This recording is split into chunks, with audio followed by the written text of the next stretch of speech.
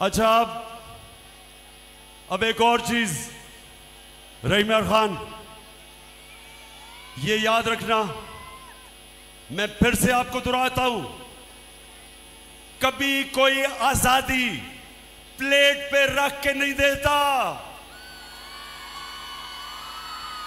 कोई नहीं कहता कि आओ आजादी ले जाओ। इंसानी तारीख हमें यह बताती है कि कौम में अपनी आजादी जद्दोजहद करके, जहाद करके लड़ती हैं।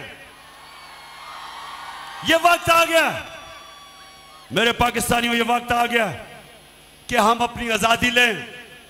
ये जो चोर, ये जो डाकू, ये जो हमारे ऊपर मुसल्लत किए गए हैं, ये जो एनआरओ वाले, ये जो बाहर बैठ जाते हैं, मुल्क से बाहर बड़े बड़े महलों में रहते हैं, मुल्क को लूटने आते हैं और चोरी करके फिर बाहर चले जाते हैं। वक्त आ गया है पाकिस्तानियों, इनके सामने खड़ा होना।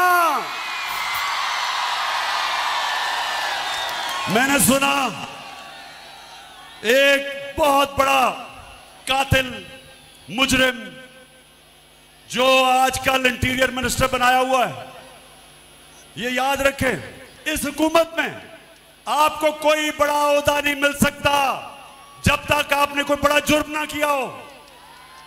जितने बड़े मुजरिम उतने बड़े ओहदे। तो राना सनाउल्लाह को उन्होंने इंटीरियर मिनिस्टर बनाया। राना सनाउल्लाह कहता कि अब जब ये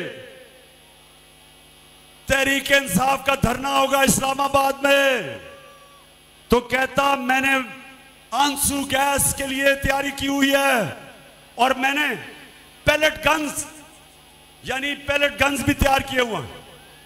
मैं राना सनाउल्लाह पहले तो पूछता हूं, वैसे तुम्हारे में अकल तो है नहीं, लेकिन मैं फिर यह पूछता हूं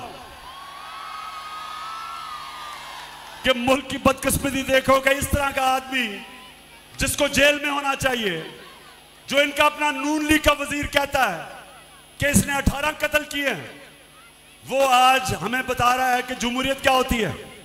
राना सनाउल्लाह, सबसे पहले ये मेरा हक है, मेरा जमहूरी हक है कि मैं पुरअमन एहतजाज करूं। जब हमारे जमाने में एक दफा